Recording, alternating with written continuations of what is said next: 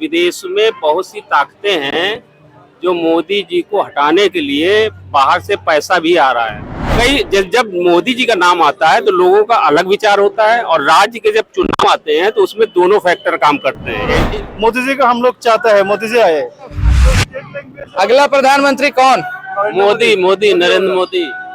अगले नहीं मतलब होते रहेगा, मोदी जी आएगा। लो जी सुन लो, हमें नहीं मालूम था लेकिन हम आ गए आज कनॉट प्लेस और सुन रहे हैं कि मोदी मोदी मोदी काहे भैया? मोदी जी जो कर रहा है मतलब मोदी जैसा और प्राइम मिनिस्टर हम लोग मतलब सोचते नहीं है दूसरा आएगा। मोदी जी बहुत अच्छा काम कर रहे हैं और मोदी जी को हम लोग चाहते हैं, मोदी जी आए। नरेंद्र मोदी जी के बारे में आप जितना सुनना चाहें मुझसे, मैं उनके बारे में बता सकता हूँ। असल में उन जैसा निस्वार्थ मतलब नेता मिलना देश का बहुत सौभाग्य की बात है। अभी कुछ लोग कह रहे थे कि बीजेपी देश को बर्बाद कर रही है। ये तो देखिए दृष्टिकोण है, देश में हमेशा से दो तरीके की विचारधाराएं रही हैं, और नरेंद्र मोदी जी का सबसे बड़ा जो यूएसपी है वो इनका अपना परिवार नहीं होना, यानी कि वो ऐसे व्यक्ति हैं जो केवल देश और अपने समाज और अपनी संस्कृति के लिए 24/7 काम कर रहे हैं। आज जो उनके रहते हुए जो देश का नाम हो रहा है पूरे दुनिया में, तो ये कोई सर्टिफिकेट यहाँ के लोगों को क्या ये पूरी दुनिया स्वीकार कर रही है। अब जिसको नहीं देखना है वो नहीं देख पा रहा है, वरना चाहे रेलवे हो, चाहे इंफ्रास्ट्रक्चर हो, चाहे फॉरेन पॉलिसी हो, चाहे आर्थिक स्थिति हो, मतलब हमारे देश के हर पैरामीटर में हमारा देश आगे बढ़ रहा है। तो आने वाले मैं मानता हूँ कि 2024 में काफ़ी ऐसा जो है जो उनके विरुद्ध काम कर रहे हैं। अभी हाल में एक न्यूज आई है, ईडी ने न्यूज क्लिक करके, उसमें चाइनीज फंडिंग हो रही है, यानी कि विदेश में बहुत सी ताकतें हैं जो मोदी जी को हटाने के लिए बाहर से पैसा भी आ रहा है। उसमें चाहे जॉर्ज सोरोस का नाम हो और विदेशी बहुत सी ताकतें लगी हुई हैं।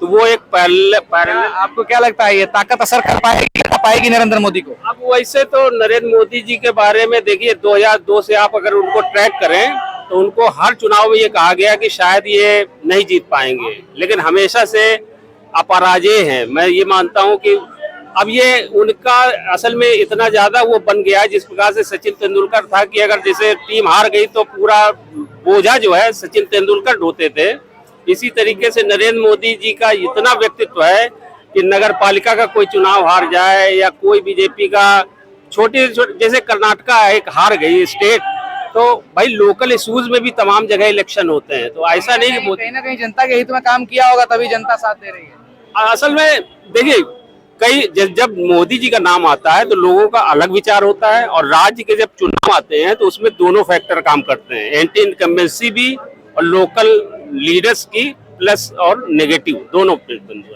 आपके हिसाब से 2024 में इस बार फिर से नरेंद्र मोदी आ रहे हैं? भाई मैं तो देखिए न केवल मैं मानता हूँ बल्कि मैं विश करता हूँ कि अगर मोदी जी नहीं आए तो इससे बड़ा देश का दुर्भाग्य नहीं होगा। मतलब ये तो मुझे मैं स्वीकार नहीं कर पाता कि अगर मोदी जी ना भी आवे। अगला प्रधानमंत्री कौन? नाम तो मोदी जी रहेंगे। मोदी, ऑब्वियसली मोदी। मोदी क्या करते हो आप? मैं स्टडी करते हो। मोदी जी से कुछ फायदा हुआ है? देश में रह रहे हो, सरकार इसलिए बनाते हैं लोग ताकि कुछ बेनिफिट। हाँ तभी तो बोल रहे हैं ना, तभी बोल रहे हैं ना, फायदा हो रहा है तभी बोल रहे हैं। राष्ट्र रोजगार तो दे नहीं रहे हैं। रोजगार का ये है, जो काम करेंगे उसके लिए तो मिलेगा, जो नहीं करेगा उसके लिए तो वही है कि आप अगर प्रयास करोगे तो ठीक है। सब देश की स्थिति उन्होंने सुधार दी है, ये मानते हो? प्रैक्टिस मेक्स मैन परफेक्ट, तो जो बनता है मतलब सही बात है। युवा पीढ़ी कह रही है कि नरेंद्र मोदी ने देश की स्थिति सुधार दी है। तो चलिए, यहाँ पर तमाम लोग मौजूद हैं, तरह तरह की विचारधाराएं हैं और तरह तरह की बातें हो रही है और तरह तरह की चीजें सामने आ रही है। कोई मोदी कह रहा है, कोई योगी कह रहा है, कोई राहुल गांधी जी का समर्थन कर रहा है। यहाँ पर लोग अलग अलग जगहों से आते हैं और दिल्ली घूमने के लिए आते हैं। उनको भैया क्या मतलब राजनीति से, मैं आपको ये समझाने की कोशिश कर रहा हूँ कि उनको राजनीति से क्या मतलब है, वो क्यों यहाँ पर आकर बात करेंगे। जो दिल में है वो दिख रहा है, वो बात नजर आ रही है, समझ में आ रहा है। आइए इधर, एक भाई साहब यहाँ पर खड़े हैं और कॉर्नर में खड़े हैं, नेता लग रहे हैं लेकिन पूछते हैं ये कौन है। हाँ जी, क्या नाम है आपका? दिलबाग। आपने सफेद कुर्ता पजामा पहना है, किसी पॉलिटिकल पार्टी से तो नहीं है? मैं तो वैसे पहना है, मैं डालता हूँ सफेद, अच्छा, कोई पार्टी वार्टी से नहीं। अगला प्रधानमंत्री कौन बनेगा?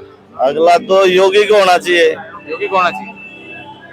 योगी को क्यों होना चाहिए? वो जो फैसले लेता है वो स्ट्रिक्ट लेता है, अच्छे तरीके से लेता है। मतलब आपके कहने का मतलब ये है कि योगी जब प्रधानमंत्री रहेंगे तो हर क्षेत्र उनके काबू में रहेगा और हर जगह बुलडोजर चलवा दिया जाएगा। बुलडोजर की बात नहीं है, आप काम कर रहे हो कहीं भी है, जॉब कर रहे हो, आपसे कोई मंथली मांगे, सबसे बड़ा क्राइम तो आप अपना परिवार चलाने के लिए जॉब कर रहे हो और आपसे कोई उसमें से कोई हिस्सा मांगे। उत्तर प्रदेश में पहले क्या होता था, अब सबसे अच्छा प्रदेश बना हुआ है वो।